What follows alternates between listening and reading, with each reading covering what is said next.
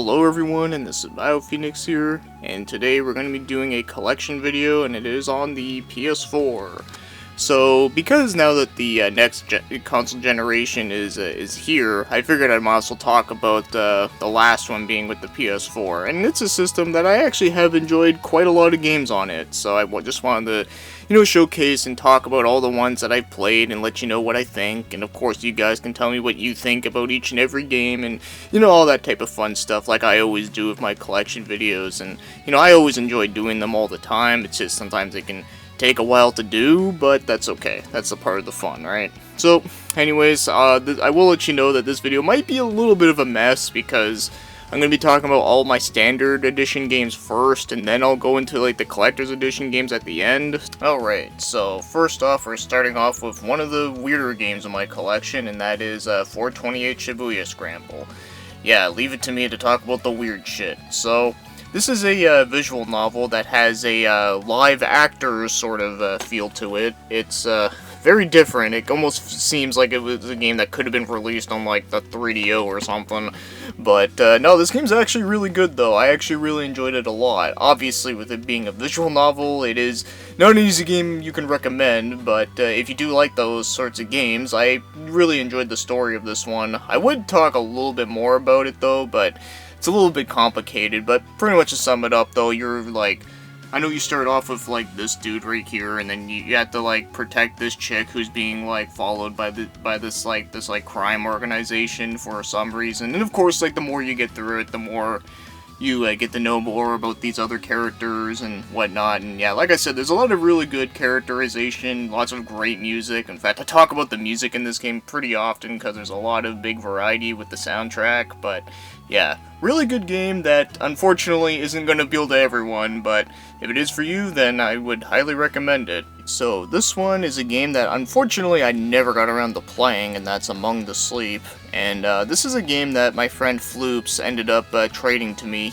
We used to do a lot of game exchanges. We haven't done one in a while, but I remember like he would have like a bunch of games he'd give me, and I have a bunch of games I'd give to him. And this is one of the ones he gave to me one time. And yeah, like I said, unfortunately I never played it, but basically it's like some like one of those horror games, but instead you're playing as like some kid. And I do like the fact on the cover art they have that Nosferatu reference. I think that's cool. But yeah, if you guys ever played this game, then what did you guys think of it? Did you think it was good, or did you think it was shit? So next game we got is Origami. So this is a stealth game that I was actually not expecting to like really like it as much as I did.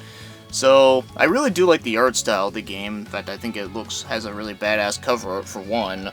But yeah, so this is a stealth game that does sort of remind me of Dishonored in some ways, mostly with some of the power-ups where, you can use that like teleportation one to take you to a certain amount of distance. You can use like shadows to like help you like hide, and of course you can also use like different ways to kill the guards. Like you can get like a snake that comes out of the shadows and just like bites their head off. It's cool shit.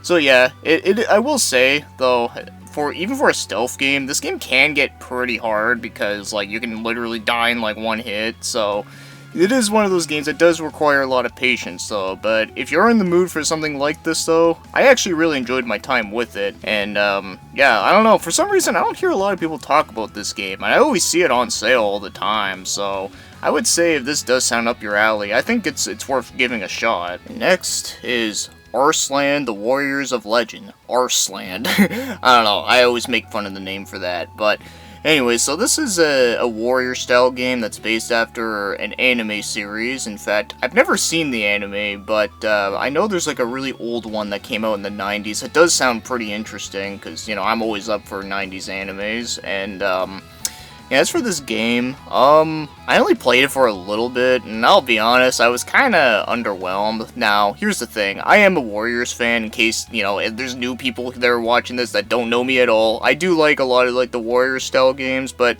this one just, I don't know, it just didn't really hook me in as much as I wanted it to, and I think a part of the reason is that it takes, like, way too long just to kill, like, one officer, where, like, you like hit him a couple times, and he has like a shield, and then you gotta take out the shield, and then you gotta deal a little bit more damage to him, and then he rebuilds the shield up again. It's just really tedious shit. Like, Just I wasn't really a fan of that though, which is a shame because I do like the art style in the game. And alright, next we got is Assault Suit Lano. So this is another one of those long-running series of games that has been around forever, and this is kind of like a revival title of that. And I'll be honest, I didn't really spend a lot of time playing this game, but from what I have played of it seemed kind of fun, though very hard though. And of course, you know, like I was never really good at like any of these like kind of games where you like fly around and you can shoot in multiple directions as you're flying around. I was never really good at games like that. Alright, so we got another Warriors game, and that's Berserk and the Band of Hawks, and this is one where I actually have seen the anime, and I freaking love it. And I've also read a little bit of the manga, and I love it too, though I do need to catch up more with that, even though I know it's not finished, and it probably never will be, but you never know. But anyways, so this is another Warriors game, but with, you know, with Berserk, obviously. And I actually did like this game, although I never actually completed it, but I actually enjoyed my time with it for what I played. You know, it's a typical Warriors game, just beat the shit out of a bunch of random noobs, as with, you know, with Guts with his giant-ass sword. And of course you got other characters you can play as too, which is pretty cool. But, yeah, of course, though, I'm not gonna lie, I think out of all the Berserk games that we've had, I do think this one is probably one of the better ones, just because of the fact that at least it actually has, like, good controls, because that was my problem with the Dreamcast game, and also the PS2 game that was Japan only. I found that one, like, the level design was, like, Final Fantasy 13 level of, like, fucking linearness, which is not fun. So, yeah. So, I do think this one is probably better overall. It's just the problem is that, you know, it's a Warriors game, so I know a lot of people are gonna, like, not like it for that. But, like I've said before, I enjoy these kinds of games for what they are. They're just good old mindless fun. And, well, guys, now this is a real hidden gem right here. It's so obscure, yo. Okay, just kidding, but obviously, yeah, this is a very popular title, and not hard to see why, because I think it's really great.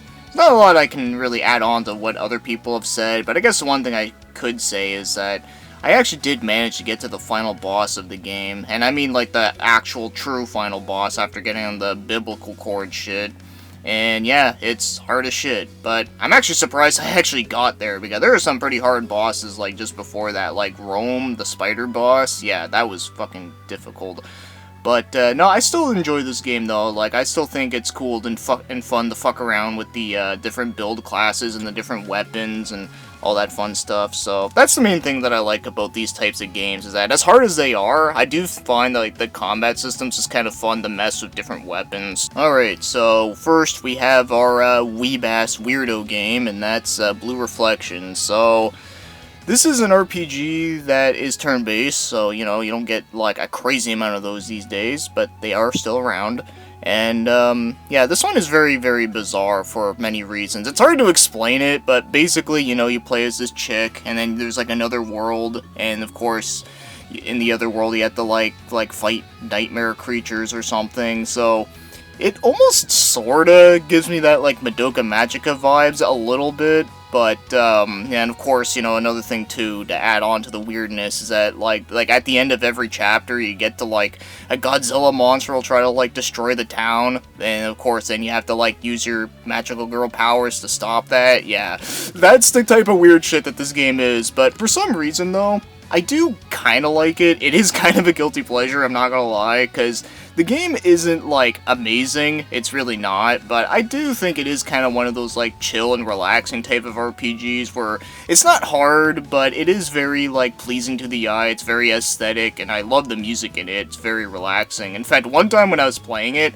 I actually almost fell asleep. Not because it was boring, but because the music was just so, like, chill and relaxing. It was kind of funny to look back on that, but unfortunately I never beat the game because one time my PS3, or not my PS3, my PS4 got corrupted and I lost like a bunch of save data, and this is one of the games that fell victim to that, which really angers me. But yeah, I don't know. I know this game is not going to be appeal to most people, but to me, I ironically kind of like it for what it is.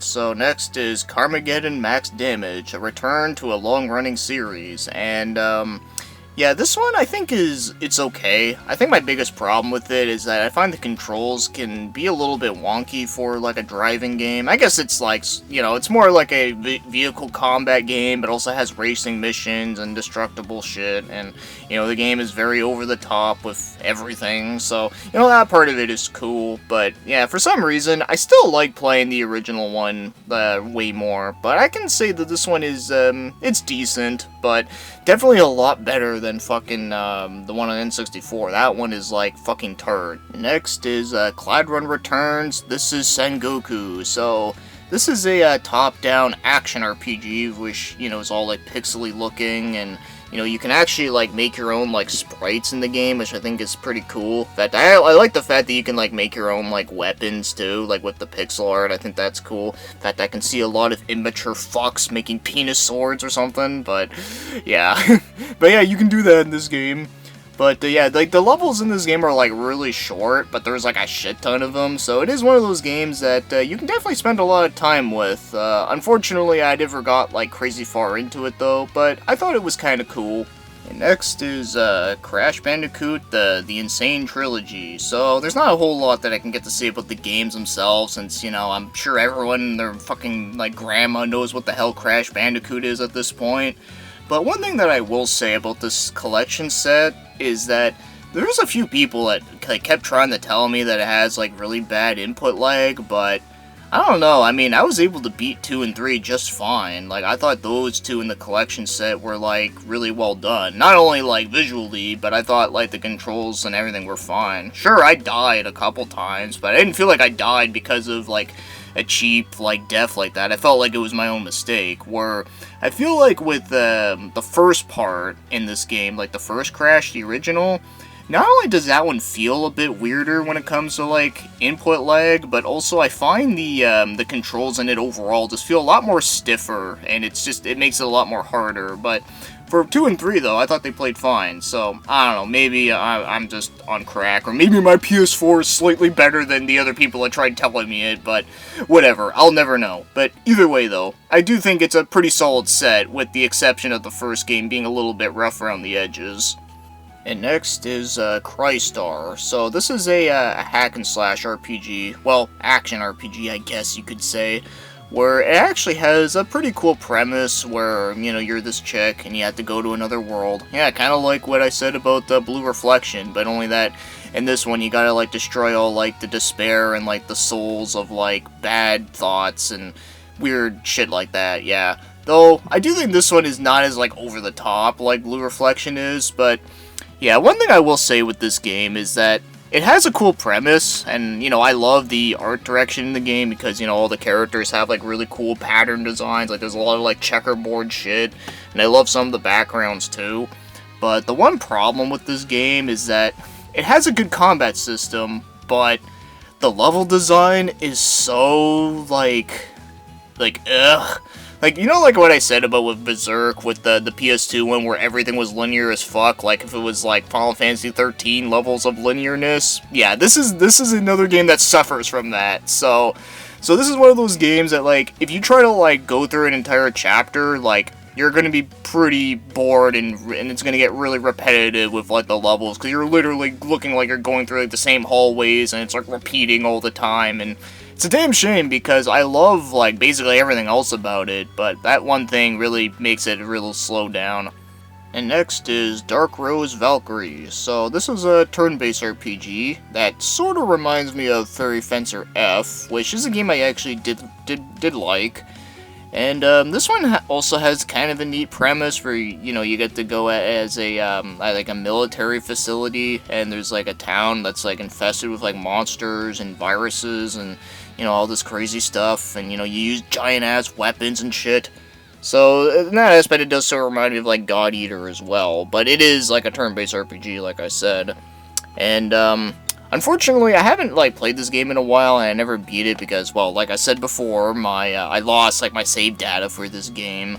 And also, this game has a bit of a direction issue where, like, it doesn't tell you exactly, like, where you're supposed to go. So, yeah, it's one of those where the fuck do I go kind of games. Alright, so we got Darksiders Remastered, and unfortunately I never played this exact version, but I have played the original version of Darksiders, and I remember liking it. I thought it had like some pretty cool elements where it had like some like beat 'em up, and then also had some like some Zelda inspired stuff, and you know, it had like a little bit of mixture of like you know, God of War and Dante's Inferno, but also meets like some Zelda elements. I don't know, it's the best way I can come up with it, but I thought it was pretty cool, though I haven't played it in ages, and maybe one day I should try and play this version, since I did get it for like dirt cheap one time.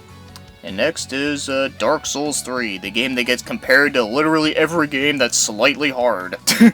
Okay, but all jokes aside though, I mean, I like this game. I mean, I don't know what else I can say about it that already hasn't been said before. I mean, I already talked about Bloodborne and why the reasons I like that, and this is pretty much the same thing, so yeah, not much I can say. Alright, so this is the very first PS4 game I ever bought. Yeah, this is what made me buy a PS4. Not, like, Uncharted, not The Last of Us, not, I don't know, like, Knack or whatever. No, it was this fucking game. So yeah, leave it to me to talk about Deception 4 and its awesomeness, but... well, yeah, I'm sure you guys already know how much I love this series. It's a series you get to, like, trap people who are trying to kill you, and, you know, and of course, like, it has, like, a lot of, like, cool-ass music, some cool character designs, and some cool trap combinations ideas you can do, and all this. In fact, all the old characters are actually in this game, which is really awesome for people like me who have been a long-time fan of the series, but, yeah, like I said, if you know my channel long enough, you know how much I love this series, and I never shut the fuck up about it. Alright, so next is Digimon Cyber Sleuth, and this game is actually really great. I really enjoyed my time with it. Unfortunately, this is another game I never beat because I lost my save data, which really sucks, because I actually was really close from beating this game, and I was also grinding out, like, hardcore by trying to get all, like, the megas and all that type of shit, but... yeah, that kind of sucks, but maybe one day I might jump back into it though, but yeah, this is a really good game. In fact, it takes a lot of elements from like some of the later Pokemon games, but only that I feel like this one does it a lot better. Like, for one, this game actually has a story that's not only like good and interesting, but also like it's actually kind of mature too, which I thought was kind of a surprise, because, you know, another thing though too that I have to say about the whole like Digimon and Pokemon thing when it comes to like the video games is that Pokemon, I always feel like every time you start up a new game in the series, like, they always treat you like you're a fucking dumbass who's, like, never played a video game before, where this game, like, you know, it doesn't treat you like a dumb little kid. Like, it knows that, like, the people that grew up with Digimon, like, are old enough now to be like, oh yeah, we know how to fucking play a game. So, that's one thing I'll say about that I can give this game big kudos to. So, this is actually the very first game that I got in 2021, and it's also the first game that I beat in 2021, and that's Disaster Report 4, Summer Memories. So, I'm probably going to talk more about this game, like, when I do my next pickup video, since I've never talked about it before. But, I will say, like, for now, that it's a very interesting game. Like, it has an interesting concept, it has an interesting story, and some pretty cool ideas, and also some ideas that were also pretty depressing, but still interesting nonetheless. Okay, how many times I'm gonna say fucking interesting? Well, anyways, like I said, I'm gonna talk more about this game whenever I do my next pickup videos. This game, Dynasty Warriors 9, the game that everyone is, like, claiming to be the worst Dynasty Warrior game ever made.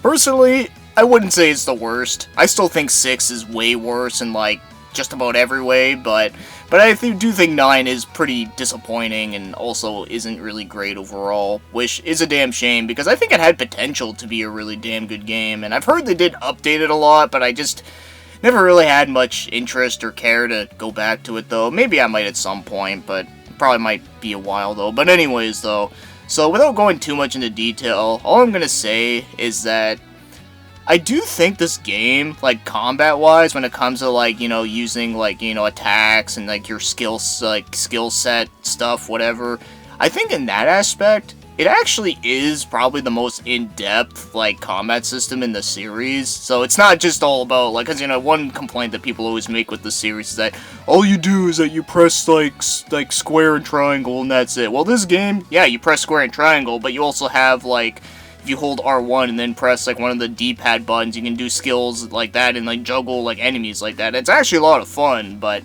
the problem is, well, a lot of other shit. Like, the whole open world concept just doesn't really work or make sense with this type of game, and it's very empty. The side quests are shit. Oh yeah, the voice acting is fucking garbage, which is so disappointing because, like, 7 and 8 had, like, amazing voice acting. Okay, well, maybe not amazing voice acting, but damn good voice acting. A lot better than, like, all the other ones. And so, yeah, it just went back to being, like, garbage again. Though, funny garbage, but still garbage, though. And, yeah, that's all I'm gonna say for this. There's a lot of other problems, too. But yeah, it is just a really disappointing game. Alright, so this is Evil Within 2. Unfortunately, I never owned the first one or played it. I probably should at some point, but with Evil Within 2, though, I did play through it and beat it, and I really enjoyed it a lot. I thought it was a lot of fun. It has a really cool setting where it's like really trippy and psychedelic, and then it also has like a combat system that's actually like fun. Like, I actually like exploring everything. I like going to all the different hideouts and upgrading shit and upgrading your character and, you know, all that kind of fun stuff. Yeah, I thought this was a really good game, and it's unfortunate it didn't sell, like, as well as the first game did, because I actually think this game, from what I've seen of the first game, I think this game actually, like, improved, like, literally everything just about. The only thing with the first game I think did better from what I've seen was maybe, like, I don't know, like the actual like horror aspect of it, because there's a lot of parts in the first game where like if you literally turn around a corner, like you could like get like wrecked kind of thing. In this game, it didn't really have that aspect of it, but it was like a really fun like action game that was, you know, said it had like a horror setting though. But still, I would still recommend this game in case you haven't tried it and you really like that type of stuff. And next is Exist Archive. It's an archive that exists. No, really? Okay. Well, this is the Tri-Ace game, and I've heard that this game plays a lot like Valkyrie Profile, which is pretty sweet. Although, unfortunately, I never got around to playing this game. I, like, bought it one time and just never got around to playing it. I really should sometime, but I've heard mixed things about it. I've heard some people say it's pretty good, and then some people say it's not good, but I don't know, it seems like everyone's always fucking mixed on these Tri-Ace games, where, you know, you got people that, like, hold, like, everything has to be, like, Star Ocean 2 and 3, and if they're not like that, then they're shit, or something, and I don't know. It's fucking weird, but one day, though, I will try this out for myself, and I'll see what the Hubba Bubba's all about. Well, if that Hubba Bubba was just, like, a couple people. Alright, so these are my current Final Fantasy games as of now, so first one we got here is FF7 Remake with its steel case. So I won't say much on this game because, you know, I already talked about it in my games I beat in 2020. So if you've seen that video, then you can pretty much know what I'm about to say here. But yeah, I liked it. Then we got Final Fantasy 15, which I will say I'm very mixed on the game. There are some things I like, some things I don't like, but overall, I thought it was okay, but I think the biggest problem was the combat system, because I gotta say, this combat system was probably one of the most dumbed down action RPGs I ever played. Like, you know, people talk shit about the Warriors game, saying like, oh, all you do is you press square and triangle over and over again. Honestly, this game is even more dumbed down than that, if you can believe it. All you do is you hold down circle, and you can basically win just by holding down circle. It's that basic. Like, it was really boring and tedious. Yeah, so because of that, I was not crazy about that. But I did like other aspects. Like, I thought the characters I thought were interesting. I thought they had cool character moments, and there were some memorable parts. Like, for example, I love Ignis when he's like, "That's it! I've come up with a new recipe." You know, I love that shit. It never gets old. And I also love the fact that in the car you can, like, change, like, the radio station to play, like music from other Final Fantasy games. You can even get some songs from the game Nier, which is really great, so I love that too. And the story itself was decent, though a little rushed, but there were some parts where it got pretty interesting, though, so yeah, for that reason, I would say it's very mixed for me. But yeah, the core gameplay itself, though, is definitely not good. Then we got Final Fantasy Type 0. So I've never played this one. I actually got it on clearance like a long time ago because I guess they really wanted to get rid of this Day 1 edition. But, yeah, I've heard a lot of negative things with this game, so I've kind of never really started it because of that. I mean, I've heard like a couple people say like some decent stuff, but I don't know. I've heard the game's like really long too, so I don't know if I really want to spend like a crazy amount of time on a game that's just, you know, very mixed like that. Because, you know, at least with 15's sake, the game was short, where this game is not short, so I don't know. Maybe one day I might, but it might be a while. And then there's World of Final Fantasy. So this was a very interesting one. This one I actually did kind of like for that. It was a unique take where that you can collect monsters. So kind of like Pokemon or SMT or Digimon or whatever. But this one though, like, has a unique mechanic where you have to stack like the monsters like on top of each other. I thought that was actually kind of cool and creative, and I like that aspect. And I also like the aspect where it combines like all like the other Final Fantasy characters into one game. Like, I think that's kind of cool. Even though they all look like fucking, you know, what are those stupid figures? Like, they look like Funko Pop figures, which I think is, like, really stupid. But other than the art style of that direction of it, though, I actually did like the game. Just unfortunate that, as again, I lost my save data for it. Alright, so this is a really awesome one, and that's Fist of the North Star Lost Paradise, which is pretty much Fist of the Yakuza Star, for that it plays like a Yakuza game, and it's a Fist of the North Star game. Fucking awesome. So yeah, huge fan of both Yakuza and Fist of the North Star, so yeah, I definitely love this game a lot. I think it's pretty great. Though, as much as I do love it though, I wouldn't say it's like the best when it comes to like Yakuza style games, and like, you know, like compared to like some of like the main entry ones, but I still think it is a very solid game overall though. But it is mostly like for like the fans of like the Fist of the North Star series, where that it has like all like the same characters, but also has some like newer characters too, but then it also does its own thing with its own story. I thought it was really interesting, so yeah, if you're a fan like me of Fist of the North Star, this game is definitely worth trying out. So next is Fire Pro Wrestling World. So this is the only wrestling game that I own on the PS4, and it's also the only Fire Pro Wrestling game that I own, and it's also the first one I ever played. And I can tell you that this game has a lot of cool content in it. Like, it has a lot of different modes and such, and like create a character. It also has like a kind of sort of GM mode type deal and all that, which is really cool. But unfortunately for me is that I find this game is really kind of a pain in the ass to play because the controls are like really archaic. Like, you know, like I can kind of understand the controls being difficult for like the Super Nintendo ones because, you know, like there's not that many buttons on it. But you'd think for like PS4 or like newer consoles, you'd think it would be a bit easier, but no, it's still hard as shit to figure out what the hell you're doing. But maybe I just suck at it, I don't know. But it is a game I do want to spend more time on, I just haven't. And also, I'm not gonna lie, I kind of been spending a lot of time on 2K16 since I've gotten it on PC, and I'm more than happy with that. But I do think that this game is pretty cool though. But I think it's really for like the hardcore fans of like the series, for people that, you know, that played the series for a long time though. But I would like to, you know, give it another try again though. And next up is Geometry Wars 3, and this is a really awesome game. I really love it a lot. In fact, this was actually a game that I did a trade exchange with Majority this time.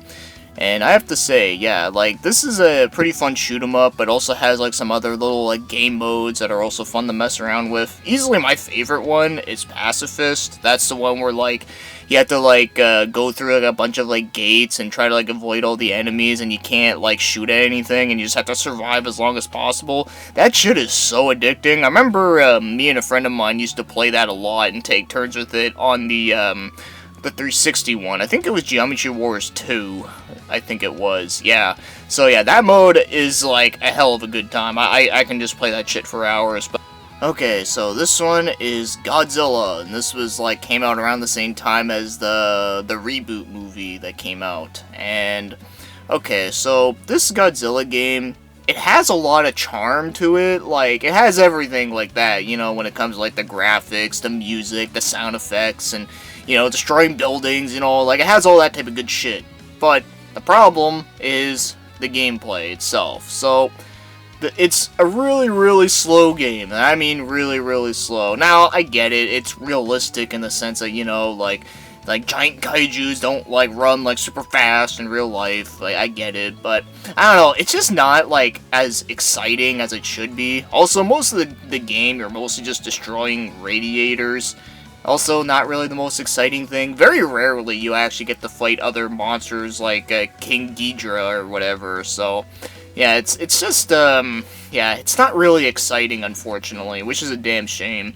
Also, weirdly enough, apparently this game actually got taken off of the PSN store, so you can't even buy it digitally anymore because they lost the license to, like, renew it. And next is God of War. So this was kind of a weird one for me, and I know I've told this story many times, but I'll repeat it a little bit here in case you haven't. But I was never really a crazy fan about the God of War series. Like, I played 1 and 2 back in the day. A friend of mine let me borrow them, and, you know, they're fine. You know, they're alright. Like, I didn't mind them, but I wasn't, like, super hyped about them. The only thing I found that was, like, kind of impressive about them was just the graphics for PS2 standards, but aside from that, I wasn't really, like, you know, I was kind of more of a Devil May Cry type of dude, mainly because I just thought Dante was just a way more interesting character than Kratos was, but, I decided to give this game a shot because, you know, it plays very different from, like, the other games, and, you know, has a different direction and everything, so I figured, well, maybe I might like this better, and it turns out that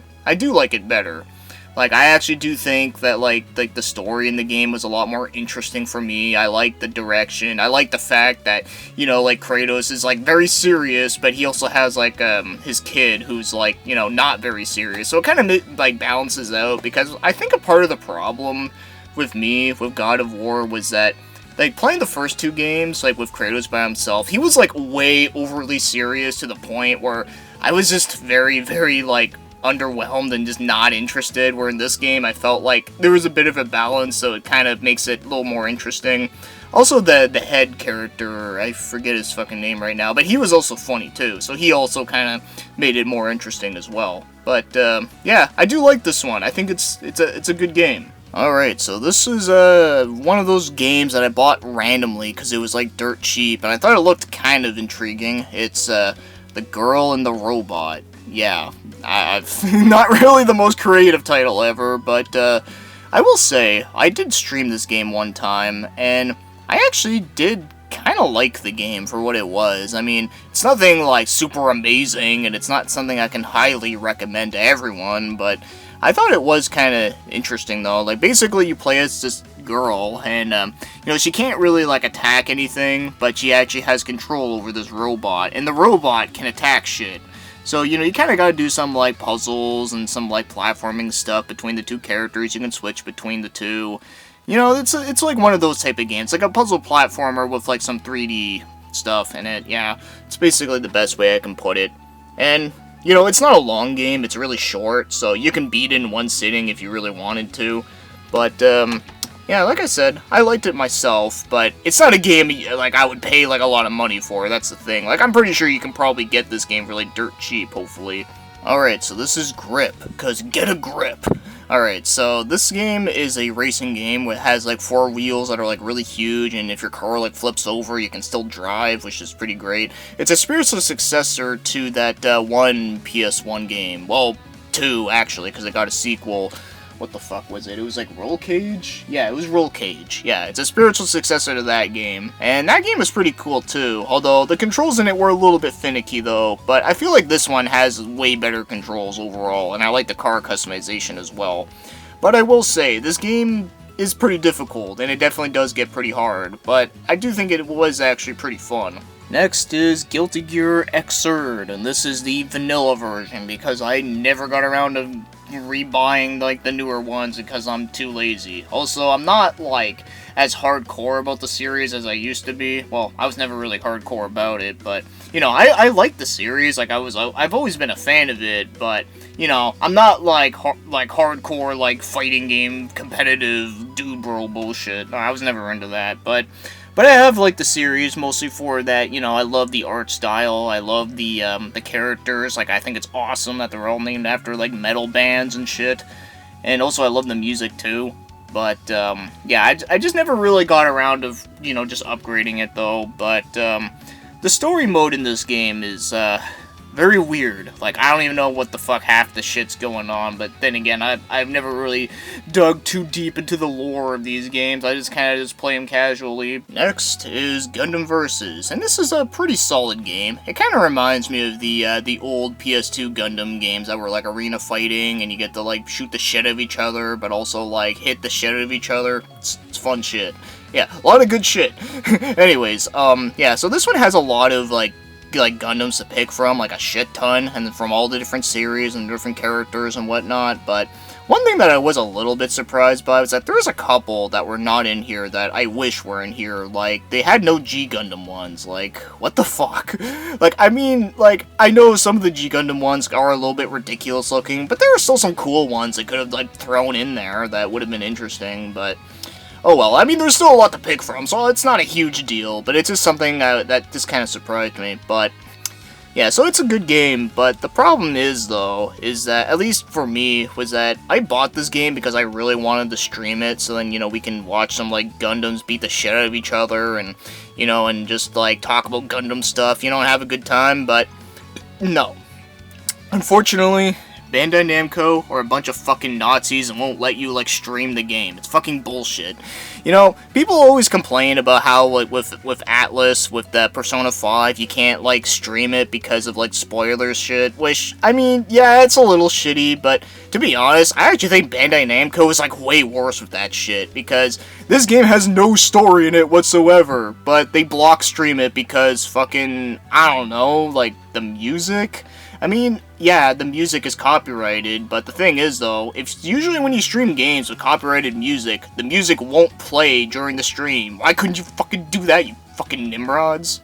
So this is a HD set that I never thought would ever happen in my life, and that happens to be .hack GU. So I actually do own the original games on PS2. In fact, I've actually had 1 and 2, like, since, like, they came out. It was just the third one I had to get, like, years later. But, with this set, though, nah, I don't gotta bother with that shit anymore. So, yeah, so I've always been a huge fan of the .hack series. Like, I love the animes, and I've always liked the games, too. Although, playing them through the set, though, is just really nice. So now you never have to pay, like, fucking, like, $80 for, like, one part of it. Now you can get this for, like, dirt cheap now, which is great. But, yeah, the one thing with these games is that they are action RPGs, but they're very, very simplistic, which isn't a bad thing, but I can see some people saying that they do get really repetitive, and same thing with the level design, too. But then again, it is based after, like, an MMO, so I can kind of understand what they were going for with the level design, but yeah, it is one of those games that I think it's more enjoyed for the story, because I still think that the story in them is good. But yeah, the gameplay I think is decent, but it is one of those games that you might have to play in short bursts. So here's a game that I guarantee like 100% of you are gonna skip over because you guys don't give a fuck about it, and I don't blame ya. Okay, so this is like some weird shit. It's like probably like my most guilty pleasured series of a game, and that's the Hatsune Miku games, because, I love rhythm games, and also I do like some Hatsune Miku music, believe it or not. Some of it, though, not all of it, because I have heard some trashy music come out from that before, but there are some that I actually do like, though. But as for this one, it's pretty much more or less the same as the PS3 ones, although unfortunately, I find the set list in this one is not as good as the other ones. Also, there isn't as many songs either, so that's kinda disappointing, but like I said, I'm pretty sure you guys don't care. J-All-Stars Versus. So, this is also another game I got pretty early on my PS4. Yeah, I could have gotten it on PS3, but I wanted to get it on the newer console because, it probably would, like, play better and load better and all that shit. But anyway, so yeah, this game's pretty good. I liked it, though I'm kind of disappointed with the story mode. You can only play as like the 3 main characters, and they're all from animes I don't give a fuck about anymore. Like, you can only play as like Luffy and, Ichigo and Naruto. Like, those are the 3 ones that you can pick in the story mode. I'm like, really? Like, you can't play as fucking Kenshiro or, Momo from, Okikojuku or anything? No. So, yeah, that was a little unfortunate. But, I do like the cast of characters in this. There's quite a lot in here that I really do like. have some pretty obscure ones, some well-known ones, and, you know, and some new, some old, so it does have good variety. Definitely a lot better than Jump Force, so, yeah. Glad I didn't buy that fucking game, but I think this one was pretty solid, though. Alright, I'm gonna keep this one very short and just say that the game is decent, and it does have its good moments here and there, but my god, this game is, like, way too overrated. It is definitely not the greatest game of the generation of, like, 2010s. Alright, so next is Metal Wolf Chaos XD, or in internet language, that would be Laughing Face. So, yeah, this is a mech game that was made by FromSoft, and it was originally an Xbox game that never came out to North America, which is funny because this is probably the most American game ever made. It'd be Bandit Keith's favorite game. So, yeah, this game, like, has a lot of charm to it. Like, it's really cheesy, has a lot of cheesy voice acting. It also has some pretty good music, but also some really cheesy stuff. Like, for example, like the menu screen music, it, like, almost sounds like Tony Hawk music. It's so bizarre, but it's funny. But, yeah, the game's pretty fun, but my one complaint with it is that there's, like, no checkpoints in this game. And some of these missions can be pretty long, too, so if you die or you fail because of something stupid that you didn't know, then you have to redo that mission all over from the start, so that kind of sucks. But if that game, like, if this game actually had, like, the checkpoint system that was decent, then I would actually say it's a pretty solid game, but yeah, it's a little unfortunate, but I'm just glad that I was at least able to play it, though, because I never thought I would be. We're back with more weeb trash games. So, yeah, the Neptunia series. So, this is another series that's kind of a guilty pleasure for me, although I mostly like 2 and 3 on PS3 and a couple of the spin-offs, but yeah, there are some turds in this series, though, like Four Goddesses Online, for an example. Yeah, unfortunately, this game is not great. It almost feels like a simple series game, which is, like, pretty bad. So, yeah, that's a little unfortunate. It's like an action RPG, but it was, like, super dumbed down, and is just not really, like, that exciting. Yeah, it's nothing great. Like, it does have its, like, funny charms like the series has, but it's just not enough for me to keep going with it. And then, this is one of the other main entries. I never got around to trying this one, but I have heard from other people that do like these games, which there's not many of them, but yes, they do exist, and I'm partially one of them, halfway. And that I've heard this one's actually one of the better ones in the series, so if I ever do feel like wanting to play some ridiculous bullshit RPGs, then I wouldn't mind wanting to try this one out at some point. Next is Nier Automata, a game that I never thought would get a sequel, because I love the original Nier, and I never thought it would ever get a sequel, or let alone a remake, which is coming out very soon, so looking forward to that, by the way. But, yeah, so as for Nier Automata, or Automata, or Autonoma, whatever the fuck you want to pronounce that fucking name. Anyways, so I think this game's actually really good. I do like it. I do think the gameplay in it is a lot better than the first game. Also, I love the world. I love the character designs and the settings, and the music is as fantastic as ever as the first game, and all that fun shit. But, yeah, so this game is really good and enjoyable, and it has all, like, the weird shit that you would expect from a Yoko Taro game, but, my only thing with this game is that, as good as it is, I don't think, like, the story and the characters and the dialogue is nearly as good as the first game. I thought the first game, like, nailed that perfectly, where this game, like, it's okay, but I definitely don't think it's on the same level as that, and for that reason, I do think this game is, slightly overrated. Don't get me wrong, of course, when I say a game is overrated, I don't mean it's bad, I just mean that, like, it's good, but it's just not, like, that good, because I see a lot of people, like, say this game is, like, one of the best PS4 games ever, and hey, if you think that, that's cool, but for me, I wouldn't say it is, but I do think it is still a good game overall. Next is, Knights of Azure 1 and 2, so I actually beat the first game. I haven't beat the second one, but the first game I actually did beat, and I can say that it's a solid action game, action RPG, because, you know, there's leveling up and shit, and it does play kind of similar to a Warriors game with, like, the button layout, but only that you can switch between different weapons on the fly, and of course you also have monsters that can fight for you, kind of similar to games like Chaos Legion, Shin Megami Tensei Devil Summoner, or what's that recent game that came out? Well, it's not like super recent, it was Astral Chain. Yeah, it's kind of similar to that whole concept. And, you know, I love the music a lot. It's really awesome, like gothic metal, and then it has like a really cool style to it. Like, I really love the art direction in the game, and the backgrounds are cool too. But as much as I do like the combat in the game, I do think the story in these games, and for both 1 and 2, are really uninteresting and are really boring. Yeah, I just was not a fan of the story. And I mean, like, look, I wouldn't mind it if this game, like, didn't try to overstay its welcome, because there's, like, a shit ton of dialogue and, like, a lot of cutscenes, and, you know, like, if I don't care about the story, like, I'm not gonna go fucking read that shit. So, yeah, so that was kind of a problem, and it's kind of disappointing, too, because everything else I thought was actually, like, pretty solid and interesting, but unfortunately the story was just not one of those things. So, if you were curious about these games and you find them for cheap, I would say do it for the gameplay, the music, and, like, the cool art style, but that's about it. Alright, so next is Nioh 1 and 2, and, these games are actually really fun. I really enjoyed them a lot. In fact, they're basically like Samurai Dark Souls, which is cool. And one thing I will say that I do like better than Dark Souls is that I like the combat better, for that it's more fast and fluent. And also I love the weapon variety too. I think it's a lot of fun. Although there's a lot of weapon variety in Dark Souls as well, but I think it's also equally as cool in here. But the one thing I will say that I don't like as much is the level design. I don't think is as good. It's not bad in these games, but I just think that Dark Souls with FromSoft, like, I think they kind of perfected that a lot better.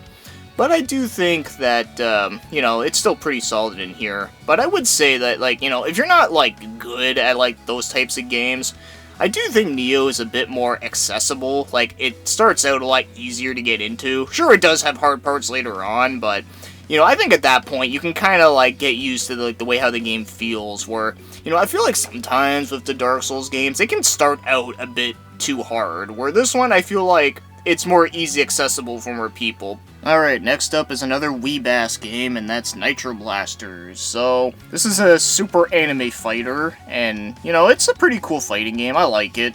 Though, I don't know if I'd say it's as good as Aqua Plaza, but I do think it is a pretty solid one, though. Although most of the characters in this game, I'll be honest, I don't know who, like, most of them are. I just kind of bought it because it was cheap, and also, you know, I just thought it looked kind of cool and amusing. But yeah, the only characters that I know that I was familiar with is this one right here. Her name is Saya from Saya no Uta. It's a really fucking weird as shit visual novel. It's, like, super dark. I've never played it, but I just know a little bit about it, and it seemed interesting, but I just never, I don't know, I just don't think I'm in the mood for something like that right now. And then, you know, there's Saber from Fate Stay Night, which is pretty cool. And if I'm not mistaken, I'm pretty sure that one character from Gargantia is in here as an assist, but or maybe I'm thinking of one of the other games, I forget. I'm getting mixed up with my anime weeb games, yo. But yeah, I think it's a pretty solid game. It's definitely better than I thought it was gonna be. Next is Onimusha HD on PS4, and I never played this version, but, you know, I used to play Onimusha back in the day, and I always thought the game was cool. Although I like the second game better, though, but the first game is, you know, it's pretty cool for its time, very interesting, all the history behind it as well. But I mainly bought this just to support the fact that, you know, like, Onimusha exists, and it's a great series. So, you know, I mainly bought this in case, you know, they want to, like, HD up, like, 2 and 3. I've actually literally never played 3 before. So this one is Override Mech City Brawl. So this is an arena fighting game with mechs, and, it's alright. I mean, it's kind of, like, arcadey fun, you know, like, you know, not really taken seriously, all that, and yeah, you know, it's decent, but, you know, the thing that sucks about it is that, you know, there's a lot of online components, and, good luck trying to get a game, with this game, because, yeah, I don't think this game sold very well, which is a little unfortunate.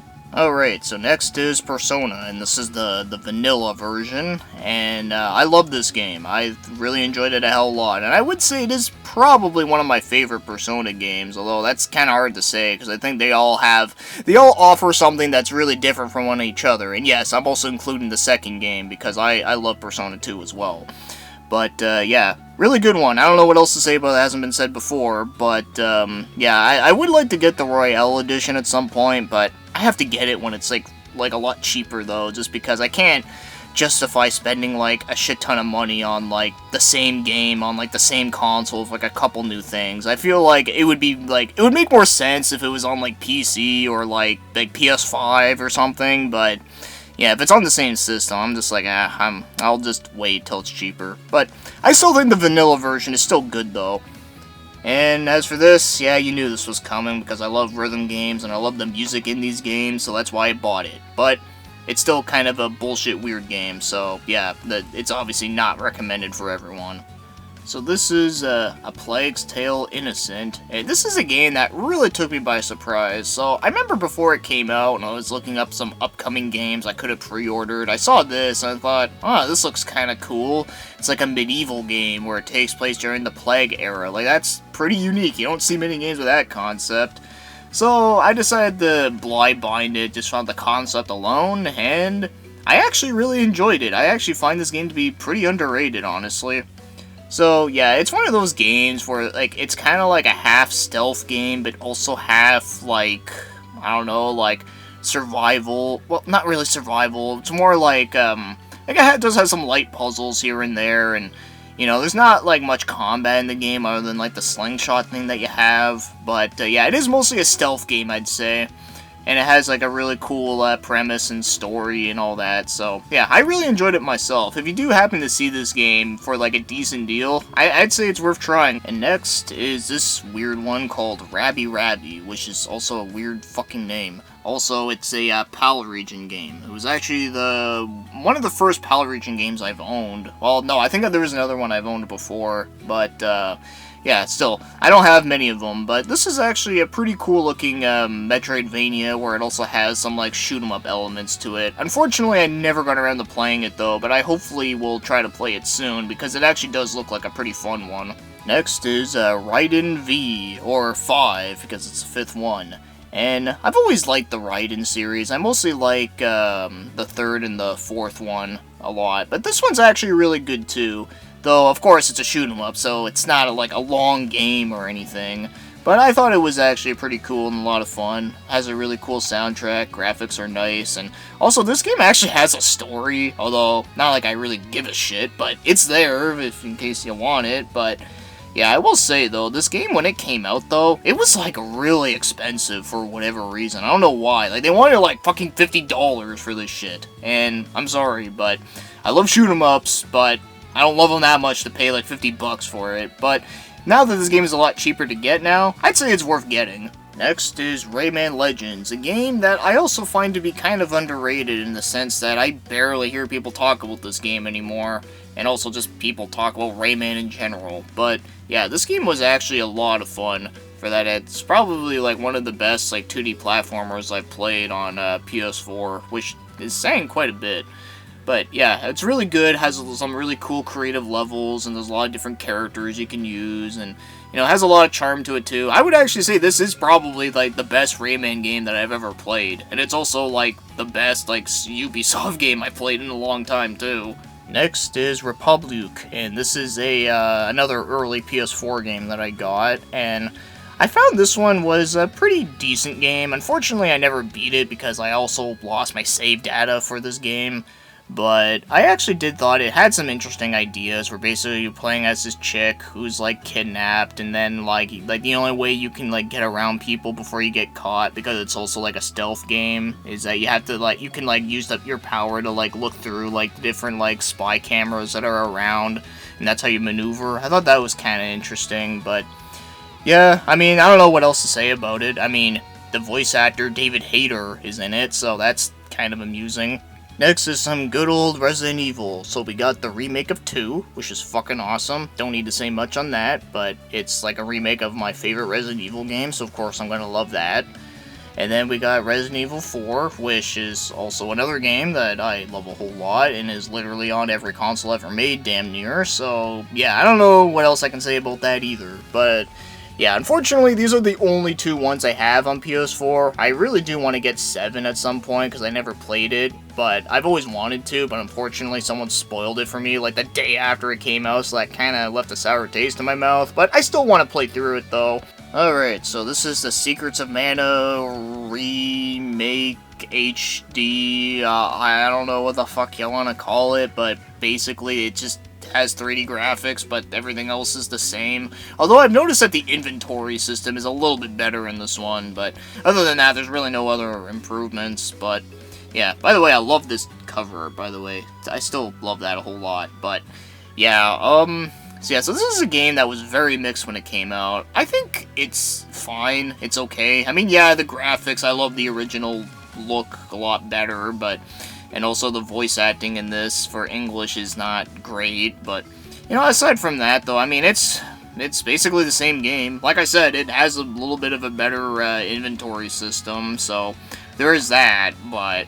I'll be honest, though, I never found Secrets of Mana to be that amazing of an action RPG on SNES. I actually like Secrets of Evermore a lot better, and I would actually like to see that get a remake, but the chances of that happening are very unlikely, though. But I still think Secrets of Mana is a decent game, but it's just not this high-caliber game that everyone claims it to be, so I don't really know what people were really expecting. Halfway through this video, and I'm already changing locations, but I think I have better lighting here, so this works. Anyways, so this is Shadow Warrior, the remake, and this is actually another early PS4 game that I got, and I think it's decent. I think it is entertaining in the sense that it has a lot of charm. I like the weapon variety, and, you know, the set pieces are cool, and I like the little Easter eggs that it has. Like, there's actually a part where you can literally go to a level that looks like the original PC game. I thought that was cool as shit. And I also love the fact that it has, like, that one Transformer song movie, what was it, You Got the Touch? Yeah, I love that shit. But, aside from that, though, yeah, the game's decent. Like, it is, like, kind of, like, mindless fun at first, but then it kind of starts to get a little bit too long with the levels. Like, they get pretty fucking ridiculously long. And also the checkpoint system, I think, could have been better, too. But, yeah, other than that, I mean, it's alright. Oh boy, so we got this one, Shenmue 1 and 2. So, I have an interesting history with Shenmue 2, actually.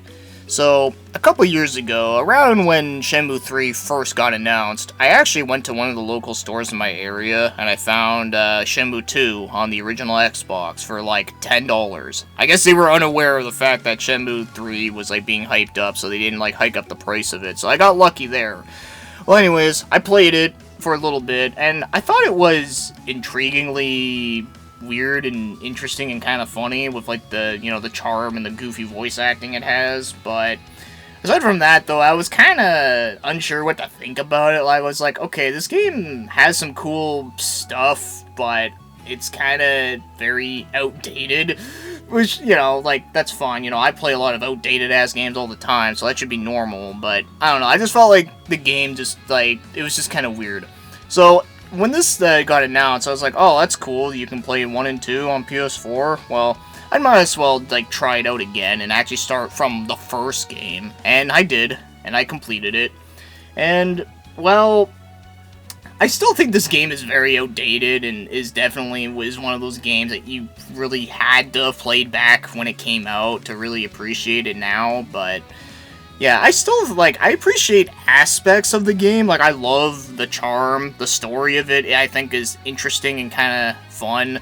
And also, I like the, you know, the characters and, like, the music and, you know, all, like, the other, like, you know, Easter eggs and shit. I like all that stuff. But, yeah, I just think that what I think they really should have done was that they needed to have, like, a fast-forward feature, or, like, a turbo mode, kind of similar to what the Trails games have. They needed something like this, because that would have improved this game so much more, because it's so, you didn't have to fucking wait in, like, one spot and sitting doing nothing, just so you have to, you know, like, get to the next, like, main event story, whatever. So, yeah, because of that, I'm kind of mixed on these games, but I do think they have elements where I can see why people like them. But this is another one that I'm just going to keep it short and just say that as a Warriors fan, I actually really do like this one a lot, and I would say it is probably one of my favorite Warrior-style games, like, in general. So, if you're like me and you like the series, then I'd recommend this one. Alright, so this is Shovel Knight, a game that is, like, literally on, like, everything else as well.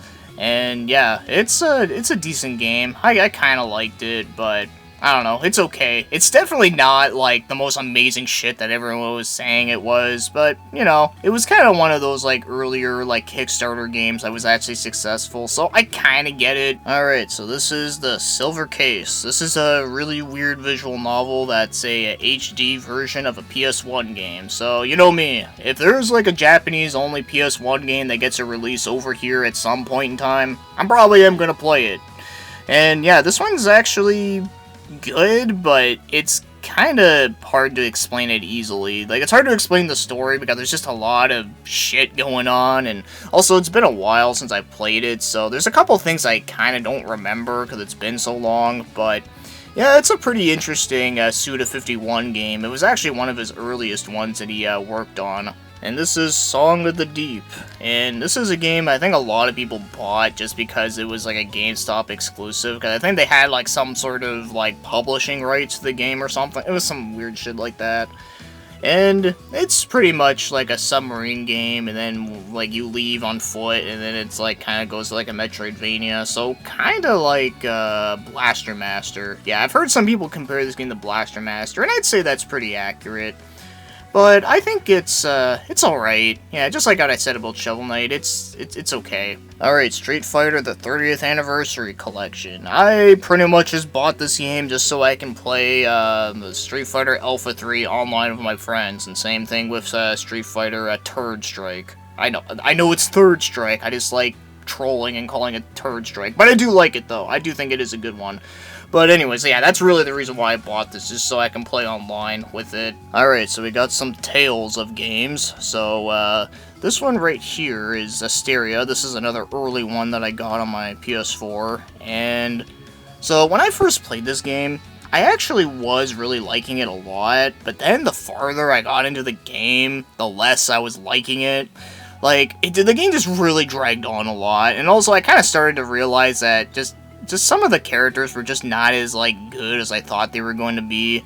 Like, for an example, the only two characters that I actually would say I liked was, Edna and, Dezel. That Dezel was a fucking badass, but, yeah. But, yeah, anyways, yeah, so like, there wasn't that many characters I liked, and, you know, the story itself was, like, kind of weird, where, like, apparently everyone is invisible, the only person that people can actually see is the main character, which I thought was odd. I mean, it's kind of different, I can respect that, but I don't know, I just felt like the whole concept with that just kind of just lost its interestingness, and also the combat in it I just didn't think was as good as Zillia 1, so, yeah, I don't know, it's very, middle of the road for me. As for Berseria, though, I actually beat this game in 2019, and I can say that the story in it and the characters were top-notch. I love that shit. It was fucking great. And all that stuff. And also the concept was really cool too, where like it made it seem like that like the characters that were portrayed as bad guys are actually good guys, and then the people that are portrayed as good guys are bad guys. Yeah, I thought that was cool. It's a lot more darker too, which I also like as well.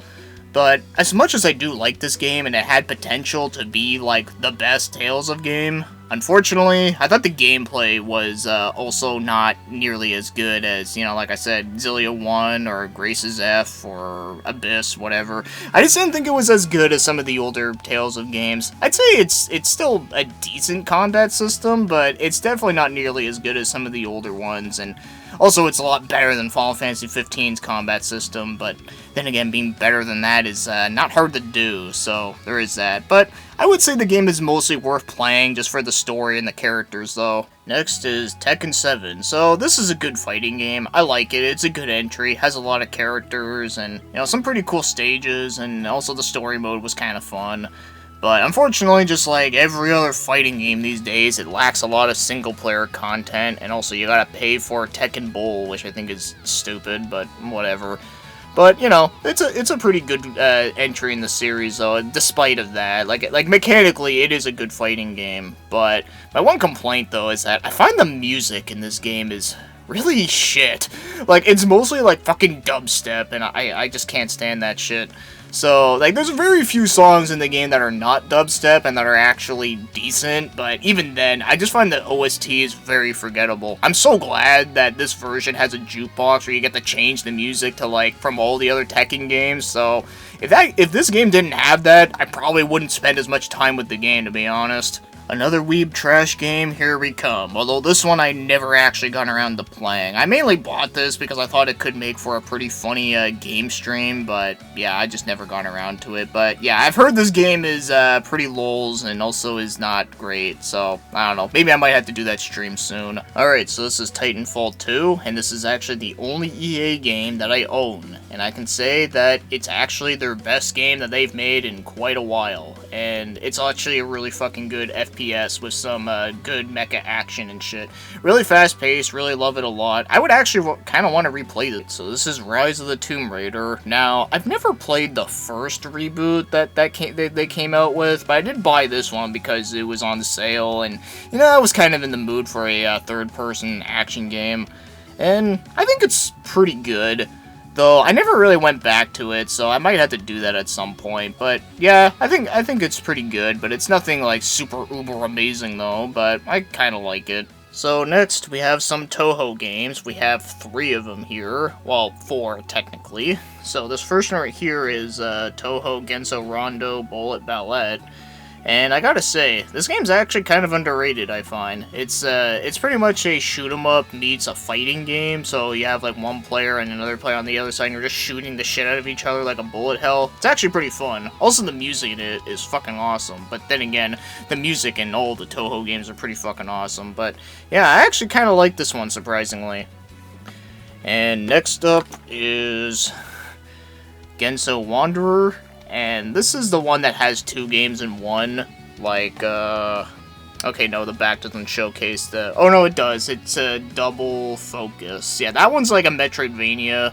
I haven't really played much of it, so I can't say much, but yeah, it's a Metroidvania, very typical. But, this one right here is actually more of a roguelike dungeon crawler, and, it's pretty good. I mean, the graphics in it look very much like a mobile game, which is like kinda but you know, like the gameplay itself actually isn't bad. It definitely kicks the living shit out of Eternal Quest, but you know, being better than Eternal Quest isn't hard to do either. But yeah, no, I do think it is actually pretty decent, but it is very hard though. So, you know, if you're used to roguelikes, I don't know, maybe you could probably like no-life this game like no problem, but if you're not used to them, then yeah, you're gonna die a lot. And then next we got the worst one, and this is what the fuck is this game called? Burst Battle? Kuboto Burst Battle? I don't fucking know. Either way, this game is, this game kind of blows, to be honest. I actually felt kind of ripped off when I bought it, because I actually remember seeing it, and I thought it looked okay, but it's not. It's like a 3D fighting game, but with the bullet hell element, but it just doesn't play nearly as good or as fluent as Bullet Ballet, so yeah, it's, like, not good. Next is Valkyria Chronicles Remastered, and this is a really nice steel case, I gotta say that first, but, yeah, this is a game that I've had in my collection for a long time, not just this version, but even the original version on PS3, and I always really liked this game. I always thought it was kind of cool, that it was kind of like a tactical RPG, but also meets, like a third-person shooter almost, like, it's very unique like that, and I always liked it, and of course I love the graphics, the story seems really good, too, from what I played. Unfortunately, I never beat it, but I heard it gets, like, even better than, like, to the point that I got to, which is why I've always wanted to beat it, but unfortunately, I suck at these games. But I really do want to make it this year, and hopefully, I can beat this game for once and for all, and then I can play the 4th game, which I also do want to get at some point, but yeah, really cool game, but I suck ass at it. Next is Warriors All-Stars. So, right off the bat, you would assume that I would think this one's like the best, just because it has Millennia from Kagero Deception 2, as shown right there in that screenshot. But, unfortunately, it's not the best. But I still think it's good. Like, I still think it's a good Warriors game. It's fun, and it's also an idea that I never thought would ever happen. Because I always thought, like, having a Warriors games between, like, all the different Tecmo Koei IPs would be pretty cool. and it happened, and I do think it's pretty good. It's just I do wish they did added a couple more like characters from other shit, but I still think it's a decent lineup overall. But they definitely did cheap out by trying to add in more Dynasty Warrior characters, which I think is kind of unfair because, you know, if I'm going to play a game with Warriors All-Stars, I want to play as the other characters in this style that were never in a game like this. Not if I wanted to play as fucking, you know, Zhao Yun, if I ever felt like it, I would just play Dynasty Warrior games. I wouldn't play this game for that. Boy, this fucking game. Okay, so White Day, a Labyrinth Called School. So, this was a game that I actually thought was gonna be really cool and interesting because, you know, I like the concept of it. It's basically like kids stuck in a school that's haunted and shit. And also, like, you know, I actually really love Iru, and, you know, this game kind of reminds me of that, so, you know, I thought I was gonna like it, but no, this game is shit. And I'll be honest, I actually think it's worse than Rule of Rose. Not even joking. I actually think this game's worse than that. Because, oh my god, like, the puzzles in this game are just so stupid. Like, you have to do, like, the most stupidest shit just in order to figure them out. For an example, okay, there's a part where you have to, like, look at, like, the numbers on a fucking tool belt that you have to pick up. But here's the thing, though. If you know exactly what to do, you can't take shortcuts. You have to do it in the painstakingly slow manner that it tells you to. So if you know exactly where the tool belt is, in case you know, need to remember what the numbers are, then tough shit. You can't pick it up. You basically have to fuck around all over the place, and then you gotta pick it up when it allows you to. It's so fucking stupid. I hate it when fucking horror games do that shit. But anyways, without all, like, ranting aside, though, I just really didn't like this game. I was very disappointed. So this is a pretty badass game that I never expected to get like a new version of. So Wild Guns Reloaded. Okay, so I played the original on SNES. I thought it was cool, but the one problem I had with it, and it's pretty understandable because with the controller, was that, you know, you have to like aim and shoot with one like directional, because obviously the Super Nintendo only had, you know, a D-pad and that's it. So I kind of understand that. With this version right here, you think they would have added dual analog, but nope. You know, it's still the same old dated-ass shit. So, because of that, it makes this game, like, way more harder than it necessarily has to be. Which is a shame, because I love the charm and the style of the game. Like, you can use a fucking dog with a freaking, like, UFO thing. I don't know, but it's, like, badass as shit. So, this is another early PS4 game I got, and that's Wolfenstein: The New Order. And I actually really liked this game. I thought it was pretty good. So, you know, fun gunplay, has some pretty cool levels. In fact, I really love the last level a lot, where you get to go to the main hideout and just shoot all the armored dudes. Fucking great. The weapon variety was pretty cool. And also, I really love the hub in this game, where you get to talk to, like, the other people. And, of course, you can go back to sleep and, like, get to dream about playing the original Wolfenstein. I thought that was actually kind of cool. So, yeah, I actually like this one. I never played the Old Blood, but I've actually heard that one's also really good too. But unfortunately, the sequel, though, I was not a fan of, unfortunately. Next is Yomawari Midnight Shadows. This is the sequel to Yomawari Night Alone, which I have on the Vita. And I have to say, now, this one I didn't really play a whole lot of, but I played a little bit of it, and it seemed to be a lot better than the first game. But yeah, I can mostly talk about the first game because I actually beat that one, but this one I never did. But I can say that it definitely seems to be more of an improvement, and also I really love the art in this game. It's really, like, dark and creepy looking. It's pretty awesome, but yeah, I need to play more of this one. Hopefully later on this year during Halloween time I'll get around to it. Next, we got some East games. So, the first one I want to talk about is the 8th game, and this game is fucking awesome. Not only is it, like, my favorite East game in the series, but it's also, just one of my favorite action RPGs on the PS4. Yes, I actually like it better than FF7 Remake. I know, like, fight me. But, no, seriously though, I do think it is a damn good action RPG, and I had a hell of a great time with it. I wouldn't mind replaying it again at some point in the future, but, yeah. Overall, very excellent in just about every way, just about. And then we got this one that I'm actually playing through right now. So I haven't beaten this yet, because obviously I'm playing through it, but so far I'm playing it. It seems to be more or less the same as the 8th game, with a couple of newer things. Like, I like the fact that you can, like, jump around and fly around the town. Like, I think that actually makes exploration a lot more fun, and get to run up walls and shit. But, yeah, I'll probably talk more about this game when I do my next pickup video or something, because maybe by the time I do one, I might actually get this game beaten. Alright, so this is the last of the Standard Edition games. So this is Zenki Zero Last Beginnings. So this is a game that was made by the same dude as the Danganronpa series. Because of that, I was kind of intrigued by it, and also I thought it looked kind of different, you know? And because of that, it is an RPG, like a dungeon crawler, but it's totally not what I was expecting. Okay, so to sum it up quickly without going into everything. Also, I never beat this game, by the way. I still need to play through more of it. But yeah, it's like a first-person dungeon crawler, but it's not like turn-based. Instead, it's like action-ish. So like whenever you bump into an enemy, you just have to spam the attack button and just attack until it fucking dies, basically. It also has some survival elements, and also has this weird mechanic where your characters age, like, really fast. So, like, your person can, like, become, like, a baby, and then, like, the next few days later, they'll be, like, an adult, and then they'll be, like, you know, a fucking old man, and then they just die, then you have to, like, reborn them again. It's really fucking bizarre. But the story in it seemed interesting, but unfortunately I got stuck at a part, and at the time when I was playing through it, there was, like, no walkthroughs whatsoever, because, you know, it's kind of an obscure game, so of course, when you first play like a brand new game, and if it's something that's obscure, you can't really look it up online because no one else has done a walkthrough of it yet, so yeah, I'm pretty sure there's a walkthrough of it by now, at least there should be one, but yeah, I do want to play through more of the game though, because it did seem pretty fascinating in a strange, bizarre way.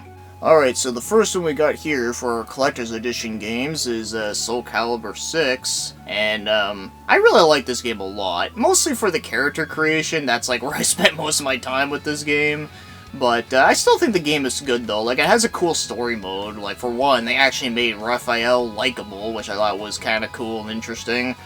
And, you know, the story in general I thought was cool. And that other mode, I forget what the fuck it was called. It's like Libra of Souls or something. Unfortunately, that mode was a little disappointing, but, you know, other than that, I thought it was actually a good game, though. I enjoyed it, but I still think 2 and 3 is, like, my favorite, though. But this was definitely the best one for character creation, though. And then, you know, that's the Persona 5 one I have right beside there because I couldn't fit it on any of my shelves. So next we have some Trails of Cold Steel shit. So, yeah, I love this series, so I don't know what else I can say that I already haven't said before, but if you've played this series before, then you pretty much will know why I like them. But, yeah, I gotta say, this one I think has the coolest box, in my opinion, because, I don't know, I just think it just looks very different, and the fact that it has, like, a nice, like, good quality to it. And I always really like that a lot. But these ones actually do have some pretty sick-ass steel cases, though, which I really like. Finally talking about some Yakuza stuff. And yes, I have them all, and this 6th one is, like, really fucking huge. So, yeah, fucking love this series. I first played the series at the 2nd one, like, years ago on PS2, and ever since then, I fell in love with it. And it was actually pretty nice to finally get them all on PS4, all in one. And yeah, my favorite one in the series in general might actually be Kiwami 2 and 0. Those ones are like the shit. Though I do love all the other ones too, but the only one I never played like at all was the 4th one, which is included in here. And speaking of this set, is that it comes with an empty PS3 case, which is the best pre-order bonus ever. Actually, it's not. It's actually pretty fucking lame. I don't know. I just think it's just kind of weird to get, like, an empty case for a digital game. It just seems stupid to me. I don't get it. But anyways, though, yeah. Fucking awesome series. And next is King of Fighters 14. This is actually one I never expected to get the collector's edition, but I just kind of saw it there on the shelf, and I was like, you know, that actually looks really sick. I think I'll get this, and I did. And yeah, I actually really like this game a lot. I actually think it's a good KOF game. I don't know if I'd say it's my favorite, but it is a damn good one, though. Yeah, I know the graphics are, like, not the best for 3D standards, but, you know, who cares? Like, the gameplay is, like, where it's at. And also the graphics are good enough, you know? Like, it doesn't look like complete shit. Next is Deathmark. So this is a visual novel that has a horror theme, and it's all about trying to, like, prevent your death or something. I didn't really put a lot of time into this. From what I played of it, it seemed pretty, like, cool and interesting. But, yeah, as again, I got stuck in the game, and of course, you know, at the time when I was playing it, there was no walkthroughs or anything, so yeah, I couldn't look it up, but I think at this point there should be some now, but, yeah, I just never got around to actually wanting to, you know, go back to it, though. And next up we have is Final Fantasy. Oh, no, wait, this is, Fairy Fencer F, Dark Advent. Okay, my bad. But, you know, like, the artwork is done by Yoshikito Omaino, so you know that, you know, it has the same artwork for Final Fantasy and even the old Vampire Hunter D books, which is fucking awesome. But yeah, I really loved it a lot. This is, like, getting this was totally worth it for what I paid. I actually got this, like, when they were on clearance on that one website, Idea Factory. But, yeah, so, as for the game itself, so, I never played this version, like, I never got around to it, but I did beat the original on PS3, and I liked it for what it was. I mean, it's not the most amazing RPG ever made, but I thought it was a pretty fun parody RPG in a fantasy setting, and it wasn't, like, too much into the fan service stuff like the Neptunia games were, so I did appreciate that aspect. But, yeah, at some point I do want to play through this version, because it's not just like an HD remaster, it's actually like a retelling of the story, like things actually do happen pretty differently, so I'm curious about that at some point. Now we got some more weeb trash with, what the fuck is this game called? Kanawata Jet Girls. So, yeah, this is actually a pretty cool game, I liked it.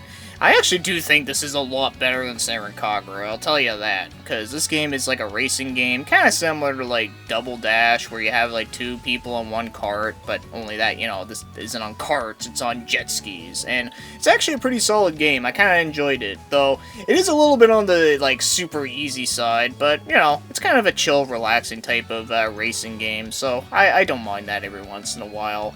So, yeah, I ended up getting a platinum in the game by accident, so that was kind of fun. Yep, more weeb trash, here we come. So, yeah, this is Oni-Chanbara, and this is the one that I would say is actually decent. It's not amazing or anything, but I would say that compared to the other games in the series, this one is, like, way better. Like, all those early ones from the Simple series, yeah, no, they're fucking bad. But this one I would actually say is actually decent and playable. It's just, you know, it's just fucking weird shit, you know? But, and obviously you can tell what the reason why people bought this game for. And the very last game that I have, overall for PS4, is Fate Extella. And this is the first one, so... You know, as a fan of, like, the Fate series, I do think this game is... I mean, it's okay. Like, it's almost good. Like, I like, the actual, like, combat in it. I mean, that part's fine, because it's pretty much like a warrior-style game, but it's not made by Tecmo Koei. It's made by someone else that I can't remember the name of. Might actually be made by Type Moon themselves, but I'm not 100% sure. Yeah, like, the combat itself is fine, it's just the level design is, like, really, really lame, and also the, I find, like, the enemies that you're fighting are, like, so generic, like, they're basically, like, blank slates, like, it's almost like they didn't even try to make a fucking NPC, like, it's so basic and bare bones, it's kind of sad, but... I don't know, there's some cool characters in here that they added in. I know the second one, I've heard that it was a little bit better, but I don't know, I just didn't really feel like getting it, though. But this Collector's Edition box set, though, is actually pretty cool, but unfortunately, it's, like, it's the best part of the game. And yep, that's all the games I have as of 2021 in this dark fucking lighting. Although, this is just the single case ones, and then those two up there, and then, you know, the shelf that's, like, right there is pretty much where I have all the collector's editions. But anyways, yeah, so that's all I gotta say for this video. It's really long as fuck, and you know, like I said at the beginning, if you see anything here that you want to comment on, give out your thoughts, or, you know, anything like that, then feel free to comment. So with that said, thanks for watching and commenting, and